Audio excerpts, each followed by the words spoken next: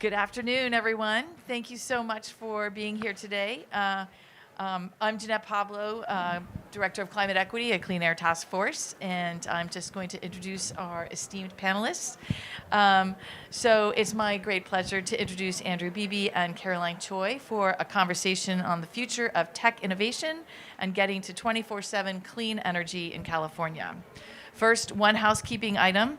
We're actually recording this session, and you can reach out to me for more information on the COP to get a copy, and we will be, I believe, putting it on YouTube. So we'll have a very broad audience pretty soon. By way of introductions, Andrew Beebe is a managing director and leads the climate practice at Obvious Ventures, a $1 billion early stage venture firm focused on human and planetary health. Caroline Choi, a longtime friend, I hope I can say that, is a senior vice president at corporate affairs at Southern California Edison and its parent company, Edison International. Caroline oversees corporate communications, corporate philanthropy, government relations, and public affairs at the national, state, and local levels. Please join me in welcoming Andrew and Caroline. Thank you. Thank you very much, everyone. Thanks for being here. Thanks for that great introduction. Caroline, you and I have known each other a while. It's great to see you again. We keep talking about getting together, and so we decided to come to the farthest location possible from where we both live to meet up. Yeah. Great to see you. Exactly. Same. I am a longtime reader of a great newsletter called the Climate Tech Venture Capital newsletter, CTVC. I strongly recommend it. They had a headline. I just got here last night, so I'm sort of like closing out the show here, and I was reading it on the way in, and they had a headline, Good Cop, Bad Cop, which I just thought was so perfect to talk about the pros and cons of this. But I would love to just, as I enter this place, and I know you're headed out soon, but you've been here a while, if you could just reflect on your observations so far. How has it been? Yeah, I would say it's been a mostly good COP. We'll see. This is obviously a big COP with the global stock take, and so we're all sort of waiting to see what's actually in it, and does it reflect some of the things that are really important to us, like the 3X renewables, energy efficiency, so some of the things that we think are important to the path. So that's going to be really, I think, the real, barrier or whatever to overcome at this COP, and whether or not, in the judgment of whether or not it's a successful COP or not. But I think it started out very strong with an agenda that was agreed to early on. The methane agreement that was announced with 50 companies looking to capture their methane and record it to, that sort of thing. I think that's going to be huge because the methane leakage is a huge issue, as you all know, in dealing with climate change. So that was a big announcement. China agreeing to put methane into its next nationally determined commitment. Also a huge win. The loss and damage fund and having agreement around how it will be managed, how it will be run, and yes, more money needs to be put into it, but still a pledge of significant dollars for that. So I think overall, to date, it's been a very successful COP. And again, we just have to see how the global stock take comes out to really understand if it's a really successful COP. Is the stock take announced, the conclusion of that announced in the next 24 hours, or what's the cliffhanger timeline there? If the COP ends on time, it would be announced in the next 24 hours. Hands on whether or not it ends in 24 hours. I would say probably no hands in the room. So I think at the end of this COP, it's to be announced, and it probably won't be over in the next 24 hours. Okay. Well, I'm glad I'm going to be here to watch the drama. All right. Yeah. I mean, from a distance. The drum roll. Right. So we're here today to talk about 24/7 clean energy, particularly in our home state of California. Your company, Edison, has played a critical role in, I think, both helping the state reach, come to agreement on its long-term or midterm and long-term goals, and also as a company, chart a course for it. And I've always been impressed with how Southern California Edison and Edison International, the parent company, have spent a lot of time and effort laying out, I think even for the whole state, not just your own utility region, a pathway, and part of that pathway, the way I always perceived it, was to calculate the inputs, the massive transition to electrified vehicles, the transition to fully electrified homes, not to mention data centers and industrial growth and other aspects of typical load growth, projecting all that forward and then also laying out at least potential ways to get there. Yeah. And the ways to get there are very complicated. So could you just, for the audience, start with the basics of broad strokes, what we're trying to do in California at the headline level, and then we can talk about ways that we might get there? Yeah. Well, California is one of the, I think, 9 states in the country that has a carbon commitment in statute, and it aligns to the UN Framework Convention, and so it is carbon neutrality by actually 2045, so 5 years earlier than the UN Convention, but 100% clean energy, delivered clean energy, and carbon neutrality by 2045, with interim targets along the way. So 40% below 1990 levels by 2030, so 7 short years from now, and we can talk a bit about whether we're on track for that. Short answer, headline, no, and so what we can do about it. But so very ambitious targets in terms of clean energy, electrification. So one of the new commitments in California is new electric vehicle, new car sales starting in 2035 cannot have an internal combustion engine. So it's driving towards that zero emission mobility sector, putting money behind building electrifications, particularly heating and hot water.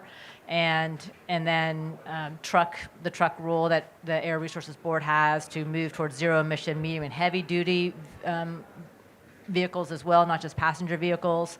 So at a headline, it's hitting the carbon targets of 40% below 1990 levels by 2030, 80% below by 2050, carbon neutrality by 2045, and then utilizing other policies to help achieve that with the cap and trade market, with renewable portfolio standard, and these other rulemakings. It seems like there was that very, very broad set of objectives laid out, and at least my perception of it, not as close to it as you, is that our governor and the state legislature on a regular basis is like turning the screws even more. We have an investment in forum mobility, which is electrifying the drayage system and the port system, and the governor has basically said there will be no diesel trucks in that system starting in 2032, with very clear steps as to how we get there. And this idea of not all cars will be zero emission, but like literally there will be no internal combustion engines. These are aggressive mandates you might expect out of like a Scandinavian country or more of a European, you will do this kind of mandate. Am I reading that right, that we set some broad targets, but now we continue to step into very structured mandates as to how we're going to get there?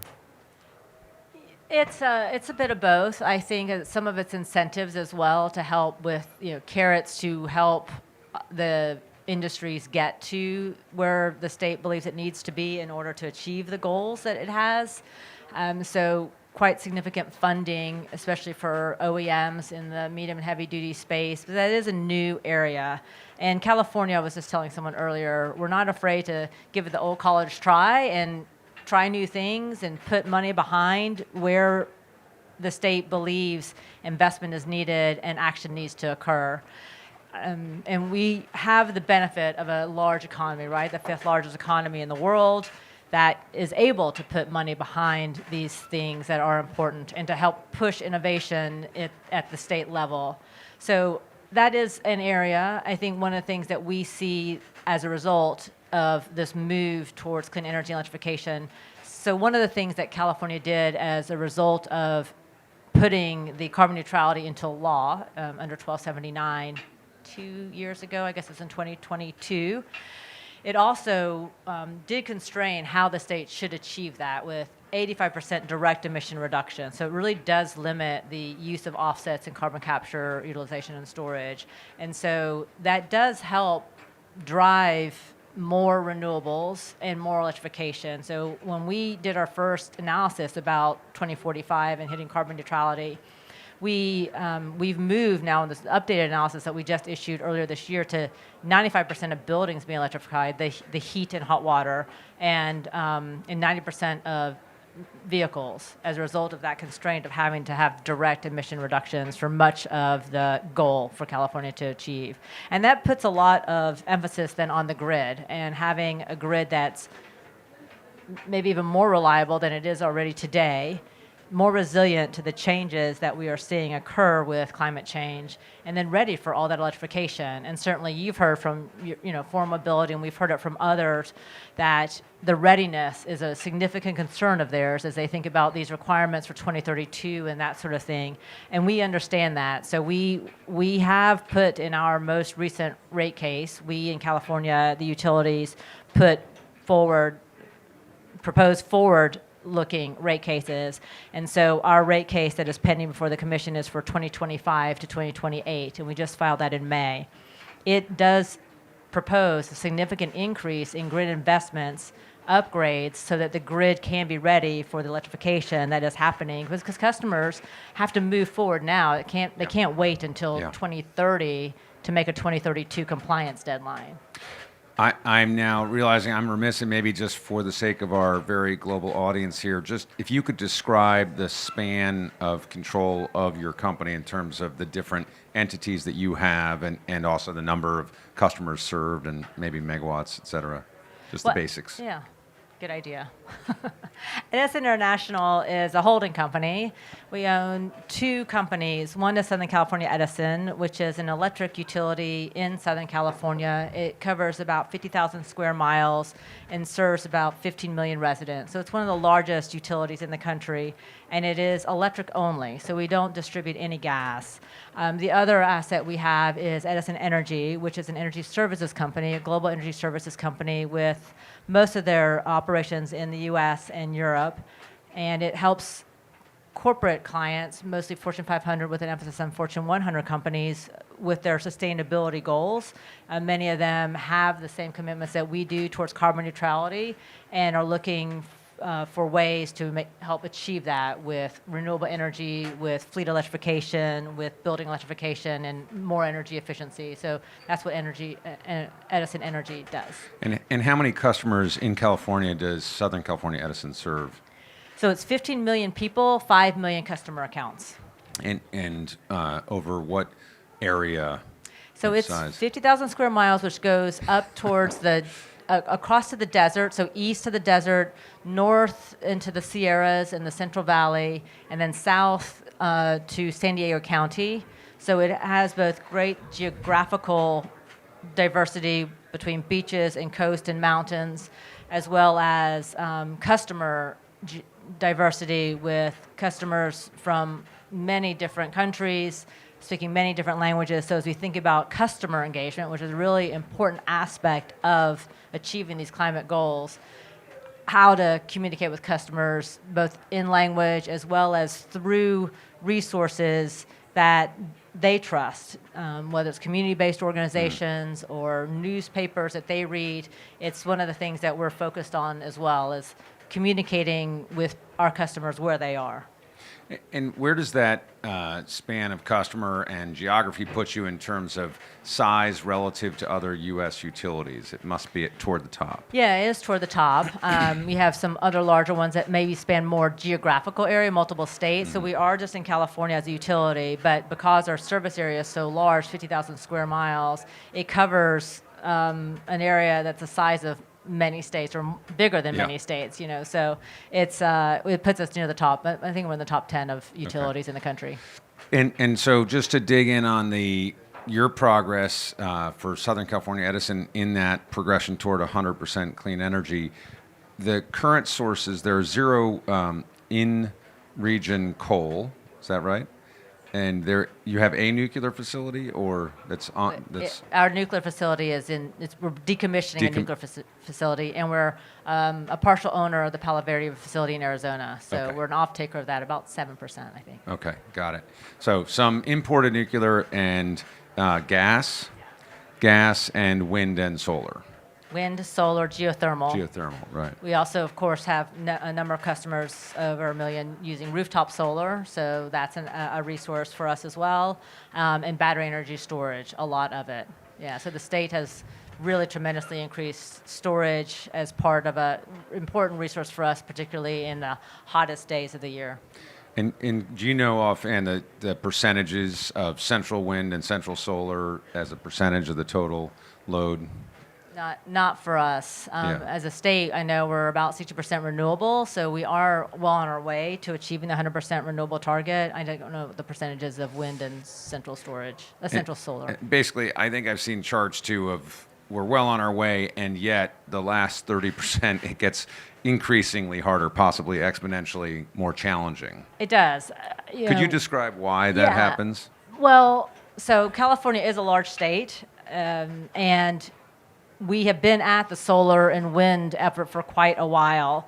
So when you look at the state, many of the best solar, from a land perspective, the best solar resources and the best wind resources have been used. They currently have solar panels on them, they have wind turbines on them. So we do have more land, but it's not as great in the capacity for those resources. So we are, and especially in order to achieve the goals of the state, we're looking at a tripling of renewables in California, which is very similar to what we're hearing at the COP for a tripling of renewables globally. So where are we going to put those renewables? I mean, some of that will be replacing older technology with newer technology that's more efficient, gets more capacity. But we're looking at newer technologies that are still somewhat nascent that we will be moving forward with in California. Offshore wind is one. In California, we have deep water right off the continental shelf, and so we're looking at floating wind turbines in California, so that's a big challenge for us. There's not a whole lot of floating wind right now in the world. Can we get there in time with floating wind to meet the requirements? Well, it's floating wind. It's long duration storage. It's potentially new nuclear, which I know we want to talk about as well. We have some restrictions in California that we'd have to overcome, but new nuclear technology has some promise as well. So we're looking at new technology, new generation geothermal.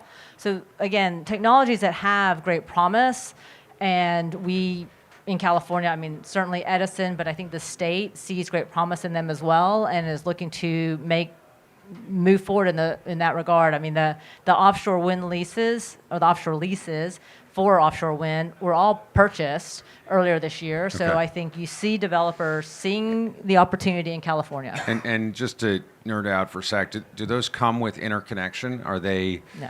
Okay. So interconnection will be a challenge. I mean, the transmission and interconnection, yes, will be a challenge in California. It already is. That's a global challenge. You've heard that as well in terms of the number of megawatts or gigawatts globally that are waiting for interconnection. So we have some process improvements that we have to make as companies as well as the government side, the regulatory side, to hasten the interconnection process. And certainly you ask, can we achieve it? We need to accelerate action, and that's certainly some of the language you hear at this COP2, actionism, new word for me. Yes, and I mean all the taglines, right? From promises to progress, from ambition to action, from rhetoric to results. So all this, truly, implementation is key right now. And as I was talking about, we're not on track at this point to achieve the 40% below 1990 levels by 2030. We're almost 6 years away. And how far off are we? 2 years ago, we put out a paper that said that California had to quadruple the rate of emission reduction. So we had made great progress. We hit 1990 levels by 2005.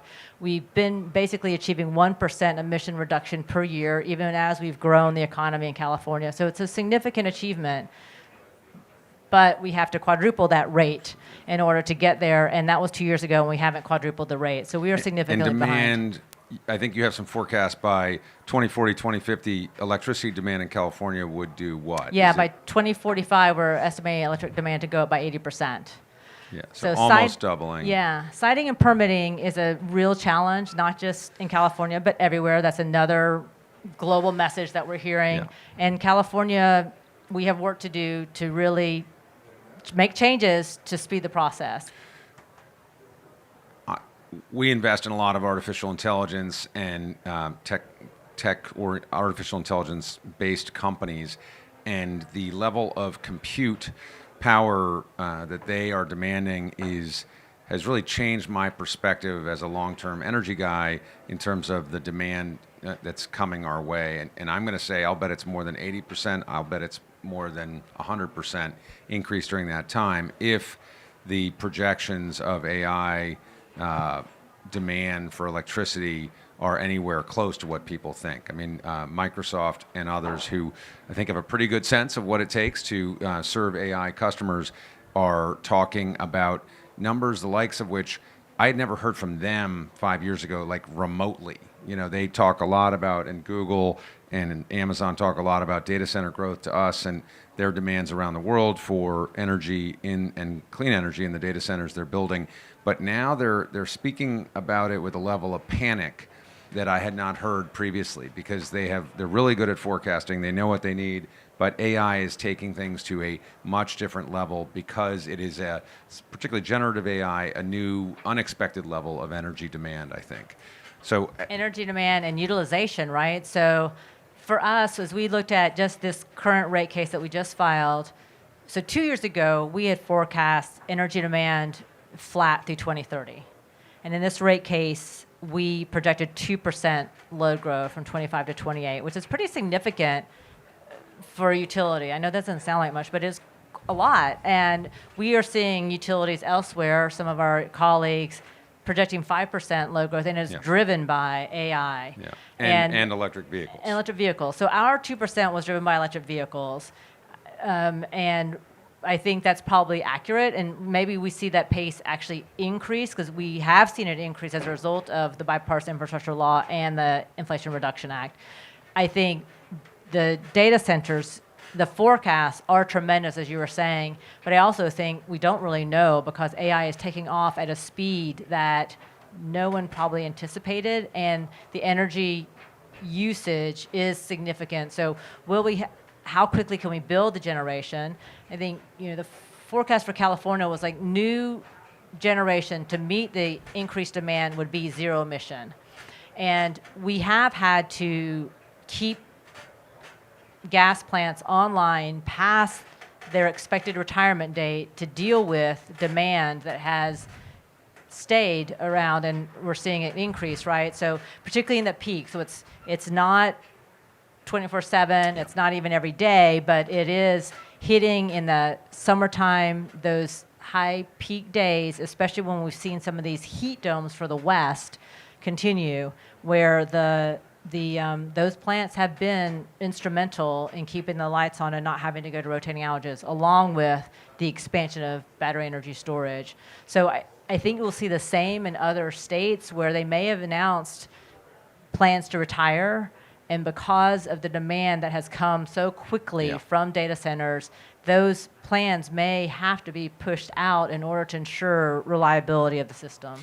You've been making these forecasts for a while about load growth and changes in the demand profile.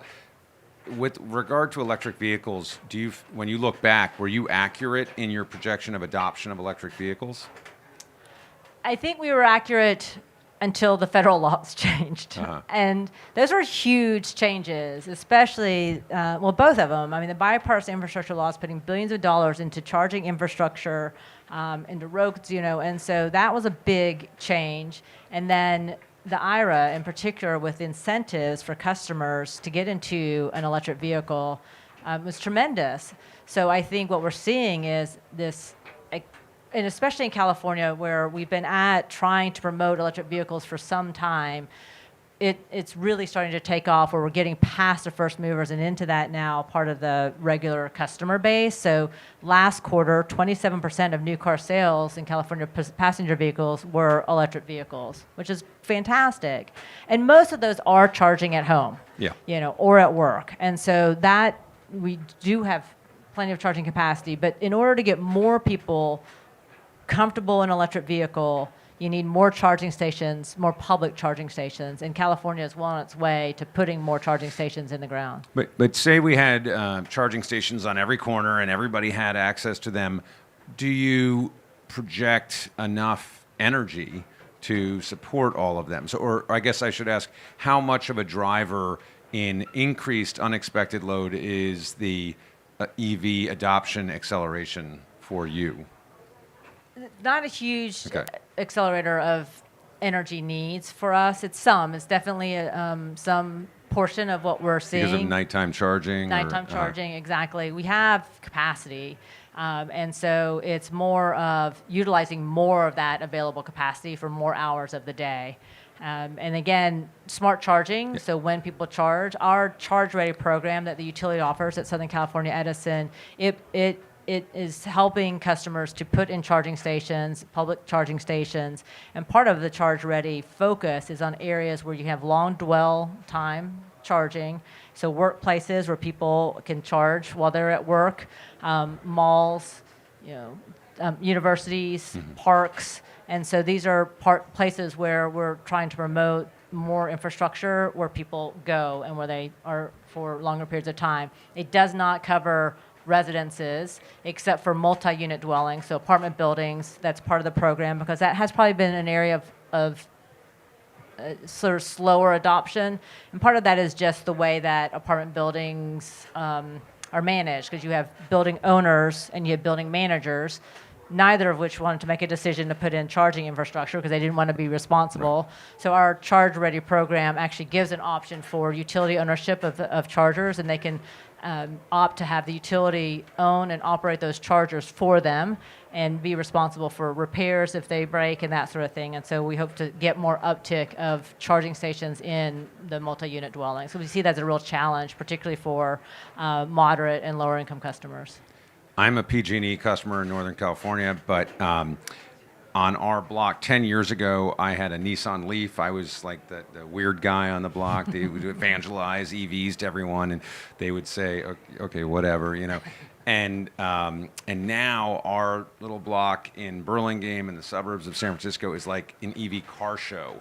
We have, I think, over 50% penetration. It's my little focus group on a regular basis, but probably only 2 out of 20 homes have Teslas, and the rest are, Leafs or Hyundais and all these other brands. And so that diversity of choice is really starting to offer, I think, a greater access to adoption, particularly with that federal support. Yeah, absolutely. I have a Kona. I love it. We have a Kona also. Okay, yeah. And, my boss has an Audi, and my colleague here has a Tesla. So, we just have people who have all different brands of cars, and we also compare and contrast. And then it's also the color, right? People are like, oh, that's such a cool color, And so it's like, because it turns out they're just cars. I know. And, we're back to you have a car. It just happens to be electric. Yeah, exactly. Okay, so how are we going to power, once we're at 50, 60% penetration, even with great rate structures, there will be increased load there. And of course, with AI, as we want to try to encourage businesses to stay with us in the state of California and grow with us in the state of California, how do we get to the 24/7 solution? And I want to ask specifically about nuclear power. When I was flying in, I saw the facility here, which is one of the biggest in the region. I think people are very excited about it. 5.6 gigawatts. It's a very large nuclear facility, and it's, I think, hoping to account for 25% of the energy needs here. The thing that struck me about this plant is that it was built start to finish, or at least each reactor of 4 was built in 8 years. The last plant that we just turned on in the southern part of the United States, I think took 22 years to build. I think it was over budget by about 5x. It's not like a bright, shining example of how to get it right in this field. So how might we change things in California so we have access to that power, or is that just not a possibility in California? Well, I always think there's possibilities, but there is a law in the books in California that requires any new nuclear, it prohibits any new nuclear until the federal government meets its obligation to deal with a spent fuel under the Nuclear Waste Policy Act, which, as many people know, is well overdue. So it is intended to keep the federal government accountable and meeting its obligations, which we certainly support because our customers have been paying into that nuclear waste fund. And so it can certainly understand the state having that condition. Not sure that's going to be overcome because we do need the federal government to meet its obligations, and I think it is important. So it may take some time before we see new nuclear in the state of California. That said, the state recognizes that this transition has to maintain reliability. It's critical. There are definitely critics of this transition to a clean energy economy. They look at every sort of downside they see, whether it be the rates in California, even though the bills are not really that much higher. They look at any type of rolling outage that we had like just a few years ago as an example of why you shouldn't move down this path. So I do think that new nuclear, particularly small modular reactors, could have a future in California, and we should all be working to try and have the federal government meet its obligation around the spent fuel. So I think especially with those small modular reactors, being modular, can grow as demand grows through all the electrification that we're anticipating, but it doesn't start with a large facility that generally these facilities have been base load. Well, in California, we really have renewables as base load, gas as peaking. The small modular reactors can sort of fill that void. We do see in California, we've always been a summer peaking utility, and but with greater electrification, we see winter peaking almost matching summer peak. So the future will be having a peak in both. They're almost equal to one another. And that's, again, where nuclear could play a role, because in the morning, the winter peak is going to be in the mornings, and that's not when the solar is readily available. So while long-duration storage will have a significant role to play in meeting that winter peak, there are other technologies like this next-generation geothermal, certainly wind, and new nuclear could play a role. Do you know if is fusion accepted from that dynamic we have with the federal government? Could we build a fusion reactor? I know it's a little bit farther out without violating the, commitment to push on federal. I don't know. I don't know the details well enough to know if that would work. It wouldn't have this. It's not related. It wouldn't have the same fuel waste issue, but I don't know if they would still use that against them. Yeah. And what are then? Let's say that fusion. Maybe we could fission. We could buy from next door or something from other adjoining states. But short of that, what are the other ways we might get to a baseload or gap filling, however we want to describe it, to make our 24/7 future reality? We talked about geothermal as one of those. Yeah, I mean, California has already geothermal assets that they're utilizing, but there are more opportunities for geothermal in the state of California, so that definitely is one. Again, the long duration storage, new battery chemistries are coming along that really have a potential, not just in California, but elsewhere.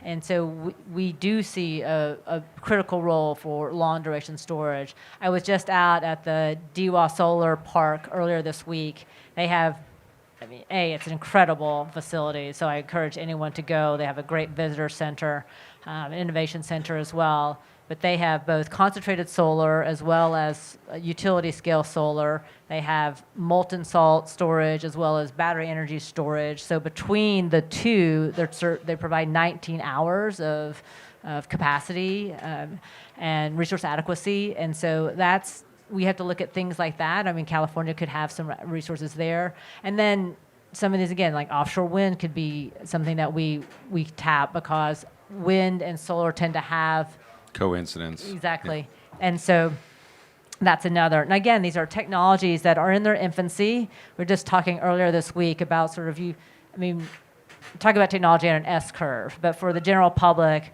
we were talking about it in terms of school, and where utility solar and utility onshore wind, or maybe high school, and geothermal maybe middle school, or this next generation, SMRs maybe kindergarten, but so where they are in their process of moving forward. And so you can kind of let the solar and the wind go, because we're all comfortable with those, and the prices have come down significantly, and we understand those technologies. And so where these others are in that path, and the focus of funding, as well as programs that can help move them along.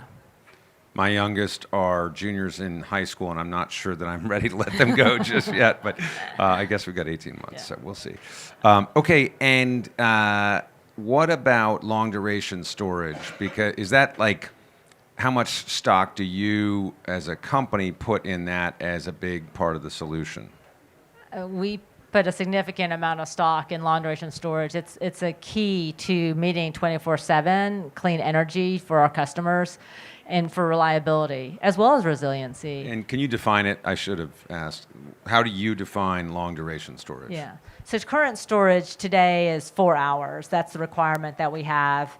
And we have a lot of it through battery energy storage as providing 4 hours of resource. And that's generally to help with that peak that we have between 4 and 8, 4 to 9 p.m. Long duration storage is 8+ hours. Sorry, the 4, that is batteries. That's lithium ion. That's not Yes. anything but it's just batteries. Yes, the state has a little pumped hydro. We Yep. do as well in our hydro facility, but the vast majority of energy storage today is through battery energy storage. And does pumped hydro qualify potentially as long duration as well, if you had enough of it? Or Have you had enough of it? Uh-huh. Yeah, sure. Okay. So long duration is 8+ hours, and Okay. being able to provide at least that much resource. And it's important, again, as you think about a morning peak, how to provide those resources, utilizing clean energy and long duration storage. And is there like a super long duration, some people would call it seasonal storage. Do you have another category beyond that? There's Yeah. a startup, Forum Mobility, that is trying to, Forum Mobility is our startup. There's a Form Energy doing very, very low cost, very long duration, and I think they refer to it as seasonal, meaning a month's worth of storage. Yeah. I think that would be helpful as we think about energy utilization, electric utilization. Certain months are certainly where you see higher utilization the summer, so higher utilization, higher bills, and more focus in on reliabilities for those customers because they want their air conditioning to work. As people move towards heat pumps, I think you're going to see the same in the winter because people are going to, again, want to make sure that their heat is working and not have it go out on them. So I think those really peak seasons would be useful to have that seasonal storage. I'm going to open it up to questions from the audience in a second, but first, just digging in on that a little bit more, you're great at scenario planning, and I know you have a lot of different scenarios to meet these obligations. Is there a way to get that seasonal-like storage with these short-term solutions? In other words, is there a scenario where we just, without nuclear facilities, without geothermal, without more of this sort of base loading ability or 24/7 ability, would you just radically overbuild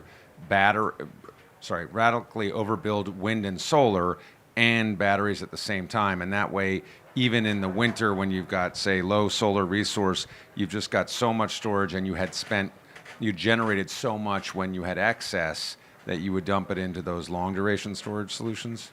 Yeah, I think when we look at our scenarios, we see these technologies coming along at lower cost than doing what you suggest here as another alternative scenario, that they will be at a lower cost than adding more solar and wind, traditional resources. So we have great confidence that these will be coming along. There's a lot of interest, of course, in having them advance, and it'd be also, I think, just again from a land usage perspective, a really good alternatives for the state of California. We recognize that as we think about more clean energy and greater electrification, land utilization is going to be a challenge. The utilities are going to need more land to build substations for all that electrification.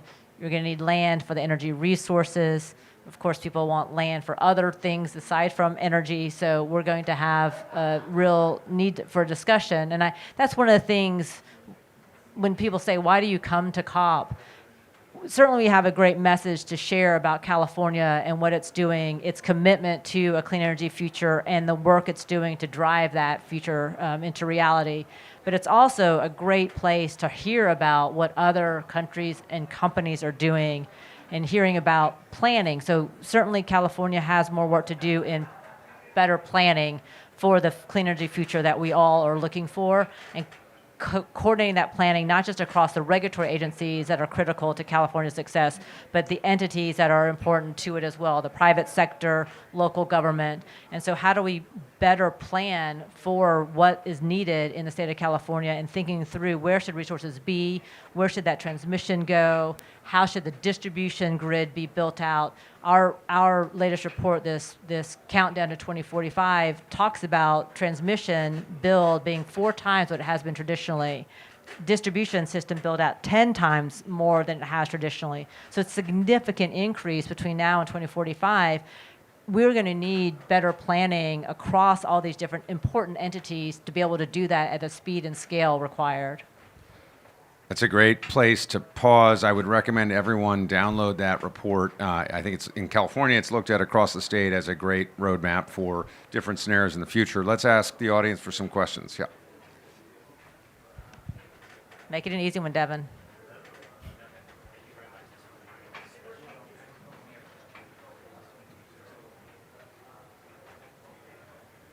There we go.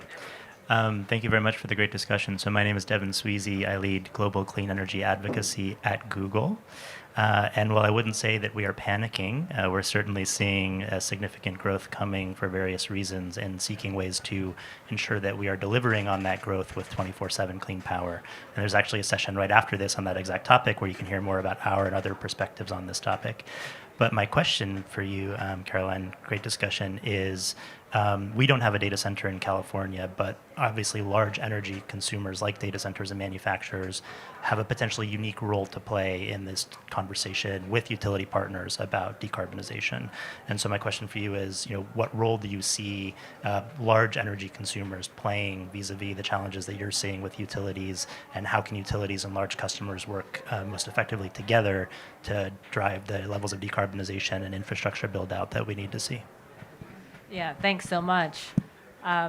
I was just at a session yesterday where I heard from National Grid, and they're doing some work in the UK, focusing in on educating consumers. And their campaign is called the Great Grid Upgrade. And it's a great idea because I think one of the things that we as utilities do see is consumers really don't know where their energy comes from. They really, and they don't want to, and I get it, right? They want the lights to work, they want their air conditioning to work, they want their stoves to work, et cetera. They want to be able to watch their Netflix shows, do their Google searches. And so, but part of what they need to help us with is recognizing that this upgrade that's going to occur is going to affect them. It's going to take outages at times. It's going to take road closures to upgrade the circuits. And so I really appreciate what National Grid is doing, and I've sent it to my team saying, maybe we should be doing this. So large customers are a key area of assistance in that regard too, helping educate their both within their companies, their employees, because they have so many of them, but also helping educate our regulators that we jointly see this need for these upgrades to occur in a timely way. These are not inexpensive investments. We recognize that. But as we look to 2045, one of the things that the study also shows is that the total cost of energy will go down as electrification occurs. Electric motors are so much more efficient than internal combustion motors. And You mean total cost of energy when inclusive of gasoline and natural gas? Because it's displacing gasoline, diesel, natural gas. And so in total, it drops by 40%. So electricity usage absolutely is up. The electricity bill probably also up. But you also, with greater electrification, put downward pressure on rates because you're spreading that cost across, the denominator gets bigger. So that is a reason for, I think we see great opportunity, but it is a dialogue with the commission, for example, in California and every other state. It's hard for them to support higher prices. And so trying to think about it from the bigger picture of total cost of energy, I think, is a really important way of thinking about it, because utility rates likely to go up, and certainly bills, because of the greater usage of electricity. What percentage of your customer base, what percentage of your total energy generation is coming from distributed assets? Like truly distributed on somebody else, in other words, rooftop solar effectively? It's not significant. Like less than 5%? Yes, Okay. less than And 5%. what percentage, do you know what percentage of your customers use some sort of on-site storage? Again, like not on an asset. We have about 1 million residential customers that have solar. I'm not sure how many actually have solar plus storage. That is certainly this latest program that the commission has adopted. So it moved away from net energy metering because the cost of solar has dropped so much. And the program now, this net benefit tariff, really promotes solar with storage. The pairing is really helpful in getting the biggest bang for the buck on the tariff. There's basically a transition underway that's just going to encourage people not to think about selling power back to the grid, but just utilizing it as much as possible. It's Yes. almost like a German model. Germany Yeah. has a similar Yeah. model. Yeah. And Hawaii kind of went to that model Right, as well. right. Yeah. So. Other questions?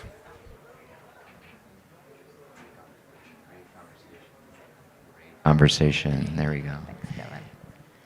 So many corporate customers have objectives for clean energy demand that are driving significant investments and significant clean energy assets across North America and across the world. Many of them have appetites for faster, better, cheaper. And in fact, many of them have objectives for clean energy much more aggressive, much more ambitious than the state mandate. How can we harness that appetite and that investment, that money, and that impatience to really help make this happen? That's a great question, and you should also answer this. So in California, the commission has approved programs that utility can offer to customers for greater percentage of clean energy in their mix. Comes at a cost, but that is an offering that utilities can do to customers. So that's something, and you see that in other states as well, that utilities are offering that, because we understand that, yes, there are customers who have commitments that they've made that are faster than even the state of California. And so we recognize that we have to provide something for them to be able to meet those commitments. So that's what we offer, is an offering like that, to provide more clean energy specifically to them that they can sign on to. Yeah, I mean, I would add, I spent the last 20 years of my career focused on decarbonizing energy generation and most of what we've been talking about here. But in the last 5, a lot of work on electric mobility and electrifying and decarbonizing mobility. So if there was like an alliance of buyers of clean energy in large corporations that were thinking about how to buy collectively and move the needle on the energy generation, I think that there is a very important logical next step in doing that collectively on the movement of goods. And a lot of those same companies, some of them are purely digital, but most of them still move things. And Amazon is a great example. It's very digital, but it also moves a lot of goods. Being able to aggregate buying power with things like the ports, our company Forum Mobility electrifies drayage, the process of moving containers out of ports, which is a horribly unjust and imbalanced and very, very polluting process for the communities around the ports. And it's a really low-hanging fruit for the electrification of large vehicles, which are hard to do over the road, but not hard to do when you have short-haul areas. If buyers could come together and say, hey, let's all agree, some of us are competing too, let's all agree that we are going to up the carbon goals around moving of goods. If we do that all at the same time, it doesn't affect competitive advantage at all, and does the same thing you've done on the energy front. I think that's a great next step. I'll just add to that, because we are seeing customers with goals to electrify their fleets. It is driving investment in the grid to help ensure that the grid is ready for all that. One of the things I think that companies could do is work together, even if they're competitors. So I was on a panel earlier this week with Amazon, and that's something that they're thinking about. I mean, they have a lot of data that's helping to drive so access to that data is helpful to the utilities to understand where they should be making investments. So that's certainly one where customers can be helpful. The second was, so for example, in Ontario, the city of Ontario, which has a number of warehouses and a lot of electrification plans underway, based on customer plans today, we see the need to upgrade 18 circuits in the next 3 years. It's going to have a significant impact on the city of Ontario, which is not a huge city. but it's for individual customers' plans. And if they could collectively work together, to your point, and maybe it's charging hubs that's going to charge, yes, it's Amazon, but it's also Walmart and other trucks in that area, with warehouses in that area, it may mean less investment across 18 circuits and more centralized investment, and also speedier investment to make sure that the grid is ready. So it was just an interesting idea. We're actually going to explore it when we get back to the States. But I just think thinking creatively about working collectively and collaboratively with partners is a really interesting idea to pursue as we think about especially these near-term 2030 targets and trying to achieve significant emission reduction by then. I think we have time for one more. Yeah. Thank you so much. My name is Megan. I'm here from Stanford University. I had a question on the distributed energy resources point that you brought up, with it being less than 5% of your current mix. I guess amid the things that you also spoke about with transmission issues and siting issues and permitting issues, do you see this becoming a more important part of the future, or do you think it's a part that remains small and maybe not significant in the utilities point of view? So our latest report actually has it being a significant part of the mix in California. I think it's 15 gigawatts of rooftop solar that we're expecting by 2045, and that's matched with behind-the-meter storage. So it is. And that's versus how much now? 15 gigawatts? I don't know how much we have like today. a tripling, or? I think so, yeah. I think it's even more than a tripling from today. And so, so it is important for the state of California to achieve its emission reductions, is to have that solar and storage on rooftops and basically behind the meter. As a resource to the grid, I think still remains to be seen. It can be a resource. Distributed energy resources are playing a role. We already see virtual power plants, VPPs, playing in the market today in California, and so I can expect that to grow as we move forward to 2030 and 2045. We just I wouldn't say stole, but we picked up our sustainability director we got from Stanford. So we're very appreciative to Stanford, not just for the work you do. You have a great energy center there, but we just hired our sustainability director, and she's doing a great job. And awesome graduate students and others who are there, like Megan. Great. Well, thank you very much for an enlightening conversation, Caroline. Thank you. Well, thank you all. All right, just a round of applause for a great panel. Very interesting. Thank you. And just if you would be interested in this topic, we have a 1:30 event, Pathways to 24/7, Accelerating Climate Solutions. Please come back and join us. And thanks again. Thank you all.